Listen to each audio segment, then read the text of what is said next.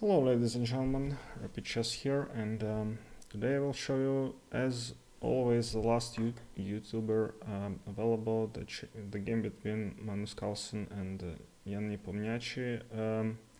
This is game number 2, and another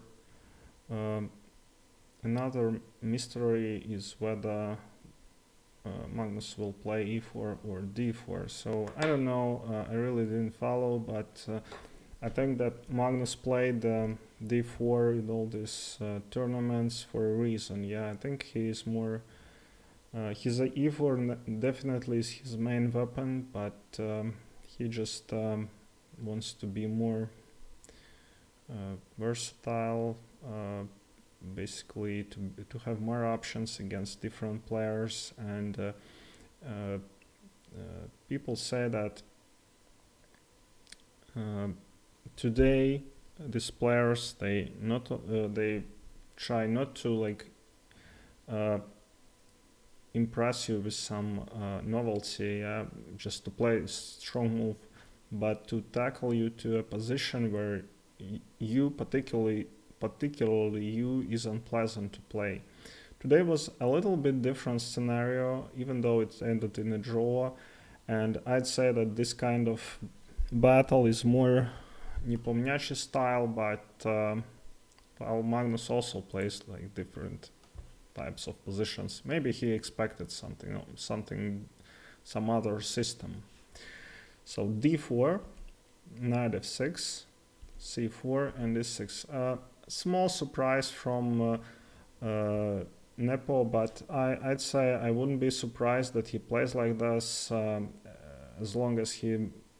I mean, this g6 now has a little bit like a dreadlock, yeah, because in the Grunfeld, modern Grunfeld, on elite level, it's, I mean, MVL is struggling, yeah, to get just equal position, yeah. Somehow even Karyakin can outplay him. He's a strong player, definitely, but it's not that, not the player you have to play with Karyakin, yeah, otherwise you don't fight for anything, yeah, and Sergey just played d4 and won him convincingly a couple of years ago. Of course you can get draw, but... And also Magnus, I think he played against MVL in all these rapids, and he got MVL crushed, yeah, in every game, basically just exchanged the queens and showed some just huge potential to play the endgame, so I'm not surprised. And g3, Magnus is not playing Catalan too much. I think he goes for more London systems, definitely, and he played some Zuckertorts as well with b3, e3, but this is of course an opening for a match, definitely. Castles, and I had this position with black and white, but not in the same time. And Nepomniachtchi plays 6, takes d, takes c. So very well-known position. It kind of releases the tension from the center, but it's actually a pawn, yeah, which white has to win. If Magnus played queen c1, if you play knight to e5, which I try to play a lot, there is this very strong answer, knight to c6, which looks very ridiculous, that like it's a blunder, yeah. But after takes, so queen is attacked, like they play like this, and it looks like white is winning, yeah, but so many games in this position, and black has basically a very good position here, and that's why he didn't play like this. He played queen c2 and b5. This move I personally played something like a6 b5. I'm not a big theoretician here, but queen c2 is definitely the main move, yeah. 95 is against like 2300 under, yeah, so don't do that. b5 is a good move. I want to try it myself. Knight e5, c6, basically the only move. a4, knight d5. So this is the way how black defends. Yeah, they put the knight on d5 and kind of close this diagonal. Knight c3. This is not the main move, but Magnus played it like immediately. Nepo was thinking just not that much, but just a little bit, yeah, about this c6 move. Probably he didn't expect Magnus to play the Scotland, but so he played good position f6, attacking the knight. This is all the main engine move. Knight f3, queen d7. You might be a little bit surprised, but I played this position many times from this semi-Slav d4 and d5. It's okay, it's some Dutch surname for this opening, but just black takes, yeah, and sometimes white plays e4 and puts bishop on e2, which is ridiculous, but this is transposition essentially, and but much better for white because this knight on e2 does nothing, and on g2 it's very powerful, and white needs just space in the center to play e4. So e4 is played, knight to b4, queen d2, and knight to d3. That was considered as somewhat an inaccuracy, but I don't know, kind of looks really logical that you jump with the tempi and you want to take this bishop. e5. One of the white's ideas is to play knight e4 and bind black with knight c5 or something, yeah, or knight to d6. But in this position, as Nepo played f6, he can block it with the f5. And he played different move. He played bishop b7. I think f5 was the best alternative. Hard to say why Nepo didn't play like this. I like this kind of close in the center and not giving white this c4 square, but yeah, something like bishop to b7, yeah, because you can take back, because then your rook is hanging. So let's quickly move forward.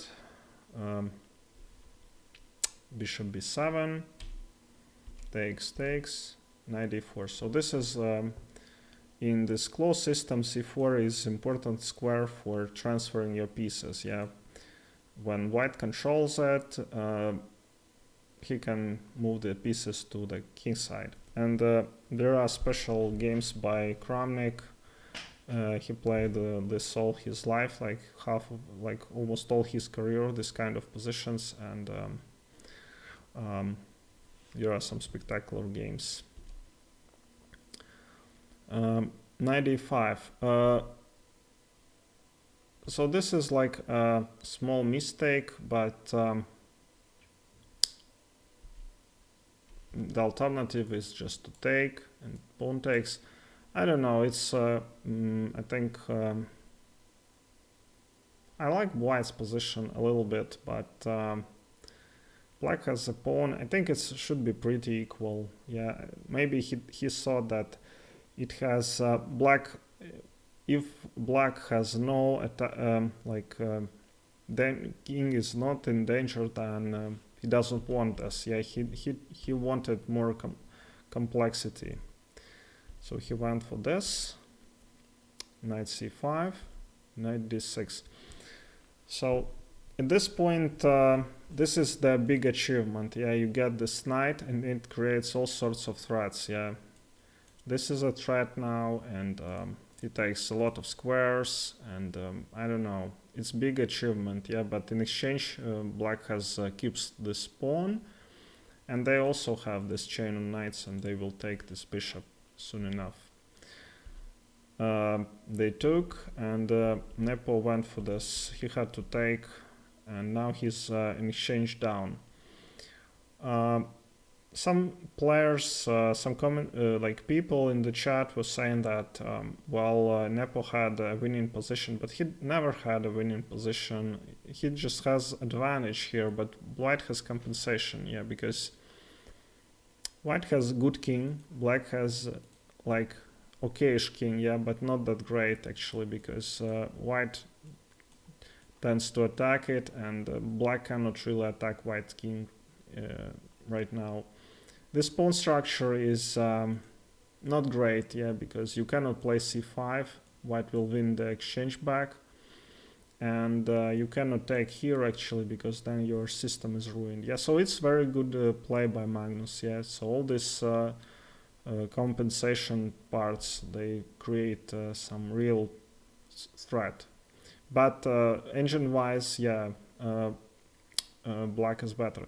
So this is position where Nepo didn't play the best move, I guess. Maybe he was, I don't know, overconfident. And I don't agree with players who said that Black's best move is so disguised. Yeah, because it's actually pretty natural. Yeah, you want these exchanges, you cannot play c5, so you have to play this to take. So let's say queen c5 and c5. Yeah, and the reason here is that this knight is pinned. Yeah, so if you take with the bishop, then we take with the rook, and this is winning. So he didn't play this. He played something different. Bishop a8. With the idea to play c5, obviously, and to have this exchange. Bishop e4, c3. Again, quite hard to understand what he tried to do with this move, but queen c2, winning in tempi, attacking the h7, g6, takes. So I don't know, for me it's kind of a blunder. Yeah, he's still better, but not. White has more material right now, and they Black hasn't improved much. So he took rook a8, and this at this point it's equal. Yeah, according to Agent, they were basically looking for options for Nepo to draw. c5. Took here, king h8, the best move, because not that easy to defend this. If you play rook d6, then it's knight f6. Yeah, sorry. So you have to defend with the fork, and this rook is very active actually on this line to go to a6, where it attacks the a7. This pawn is weak, and this pawn is weak, and Black's king is also not the best. Yeah. I'm sugar quoting, yeah. So king h8, knight back, queen takes c5. Black would like to exchange the rooks, so Magnus doesn't allow them. a6, defending, king h3, very nice move, not giving Black option to exchange the queens. In this position, queen's exchange was considered to be like a weak decision. Yeah, after this and rook takes a7, this pawn, this knight, and this rook here create a lot of threats. So only Black can win, because Black doesn't have a target to attack. They will take this pawn, but they never can take this pawn. So queen c5,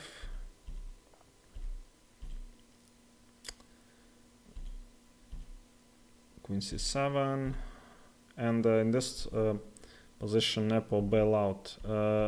He he gave back the exchange. Magnus played the strange a little bit move for me, c4, but he was definitely tired. It was he had very little time before time control, and Magnus, like, should he have 30 minutes, he could play something like queen c4, yeah, and because this pawn is just by... It can be called a pass pawn, but it's really a big weakness, yeah, and black has to defend it, and e6 is weakness, and king is weak, so this is not that easy, but Magnus just wanted to take both pawns, but after rook f8 it's over, basically. They exchange the queens, you don't have to exchange the rooks, obviously. So this is, in many variations, it's a draw, so check. Yeah, it's not that, for me, it wasn't maybe that easy, yeah, but just believe me that when you have 2 against 3 pawns on one flank, then every grandmaster will just do it. Okay, thank you very much for watching, and see you next time.